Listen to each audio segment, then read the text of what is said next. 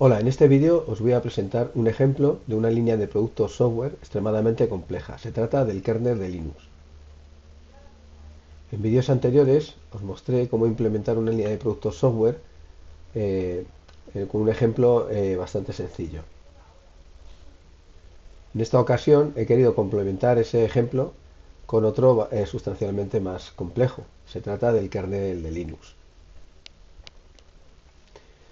El kernel de Linux es muy relevante. Hoy día se encuentra en el 71% de los teléfonos móviles, incluyen una versión de Android, en el 100% de los 500 supercomputadores más potentes y también en el 5% de los portátiles y ordenadores de sobremesa.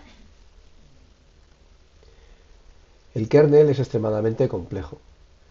Si ejecutáis este comando, el git clone, os bajaréis la última versión del kernel y con este otro comando, con el clock, pues listaremos la cantidad de ficheros que componen el kernel.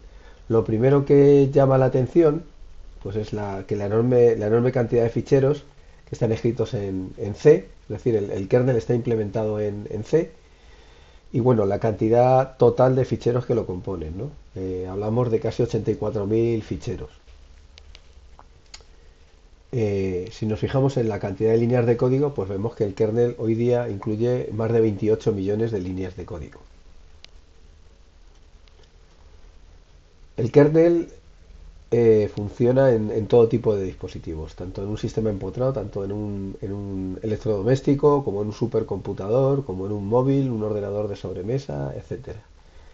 Entonces, bueno, para conseguir esa adaptabilidad, pues básicamente sigue un enfoque de línea de productos software. Entonces, en este vídeo os quiero comentar muy por encima cómo se implementa dicha línea de productos software.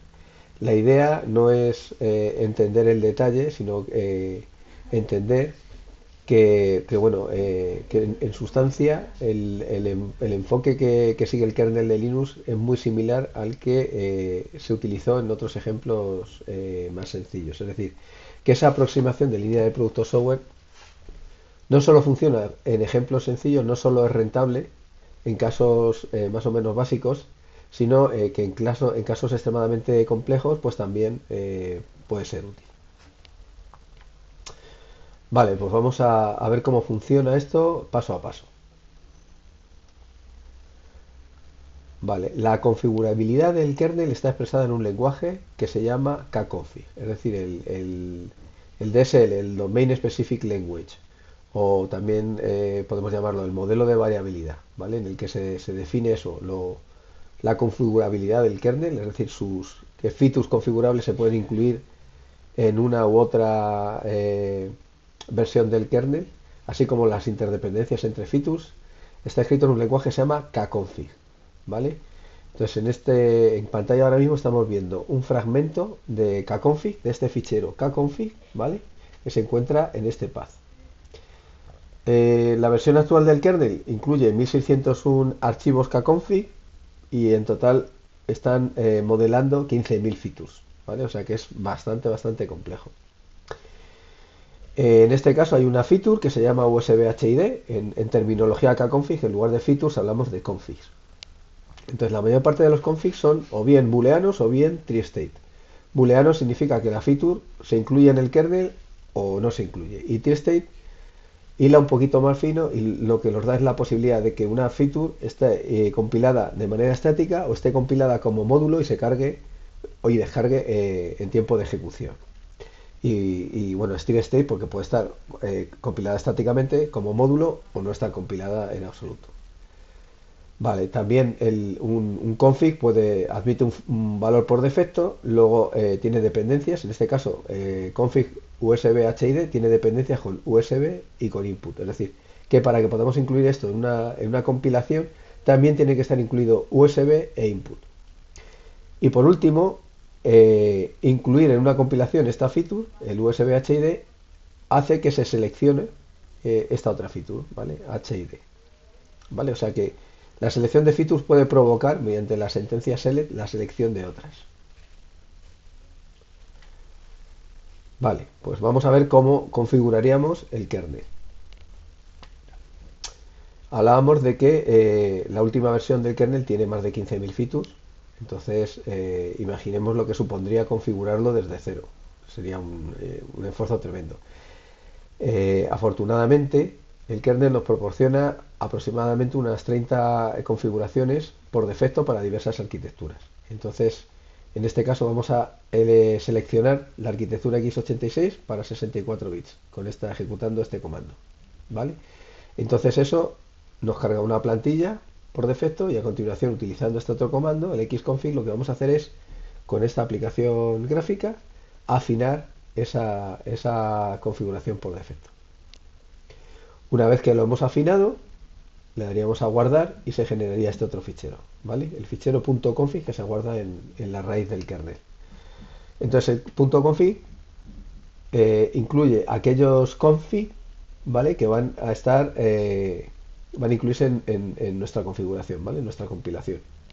Entonces se les antepone a todos un prefijo config. Esto se debe a que luego internamente se van a utilizar un montón de flags para otras cuestiones, y entonces de esta manera se distinguen claramente qué flags corresponden a la configuración de kernel y qué flags corresponden a otras tareas.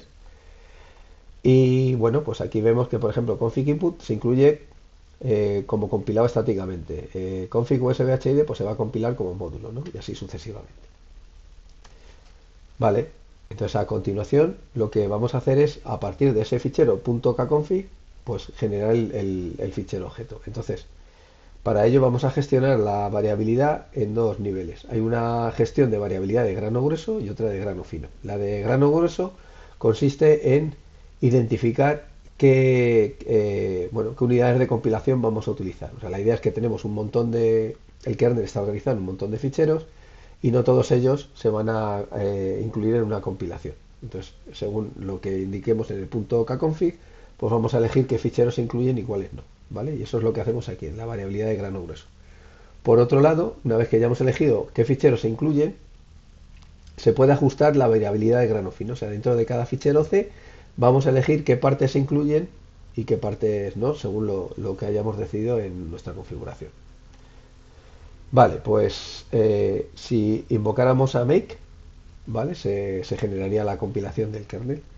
Y bueno, en mi portátil, que tiene un procesador bastante bueno, pues esto tarda unos 18 minutos. Afortunadamente la compilación se puede realizar de manera concurrente, entonces utilizando esta opción nos permite especificar una cantidad de núcleos. Entonces cuando usamos 4 núcleos, pues el tiempo de compilación baja sustancialmente, ¿vale? A 5 minutos y pico. Y entonces make lo primero que hace es transformar el .config en este otro fichero, en uno que se llama auto.conf, perdón, y que se encuentra en este path, ¿vale? Entonces ese fichero tiene este aspecto. Básicamente contiene la misma información que el .config, pero con sintaxis de makefile. Makefile es la tecnología, digamos, estándar en C para compilar grandes proyectos. La idea es que usando ficheros makefile podemos especificar las dependencias entre ficheros, ¿vale? Entonces esto es especialmente útil cuando tenemos proyectos muy grandes, porque permite que al recompilar pues eso, un proyecto no se recompile desde cero todo, sino que de alguna manera es capaz de detectar qué ficheros se han actualizado y cuáles no, ¿no? Y solo permite que esa recompilación sea eficiente, ¿vale? Entonces la variabilidad de grano grueso, en el caso del kernel, se va a manejar utilizando esta tecnología, la tecnología Makefiles. En concreto, se van a utilizar un tipo de Makefiles que se conocen como K-Build Makefiles o Dancing Makefiles, ¿vale? Hay cerca de 3.000 Dancing Makefiles y todos tienen este aspecto. Entonces, lo que vemos en esta línea aquí en rojo, ¿vale? Sería, o sea, el dólar, sería entre paréntesis el nombre de un config.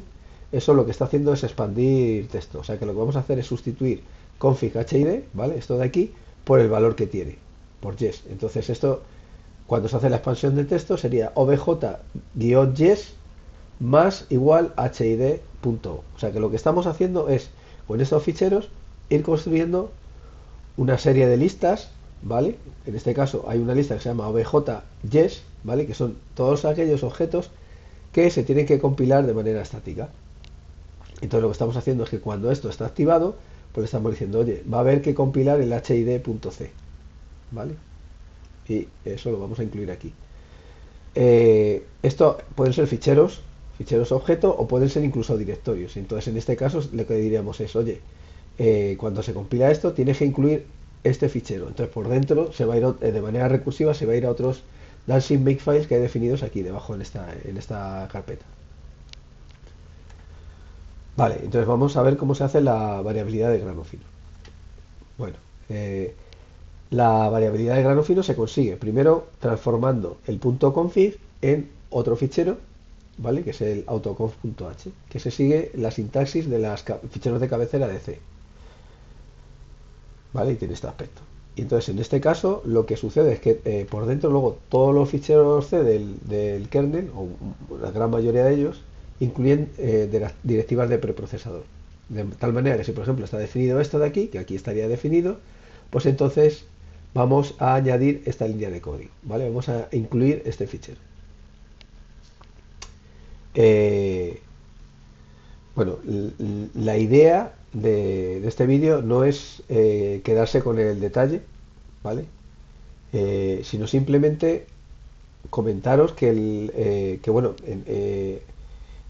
en este ejemplo, bueno, como es muy complejo, estamos manejando una barbaridad de ficheros, etcétera. Entonces, como esa complejidad es tan desbordante, pues digamos que el esquema que estamos utilizando pues es un esquema que se descompone en varios pasos, ¿vale? Básicamente en estos dos, una gestión de variabilidad de grano grueso y gestión de variabilidad de grano fino, pero que en esencia este esquema coincide con el de otros ejemplos más sencillos, ¿vale? O sea que el enfoque de línea de producto software escala no solo a ejemplos sencillos, sino a ejemplos, pues eso, colosales, ¿no? De tamaño enorme.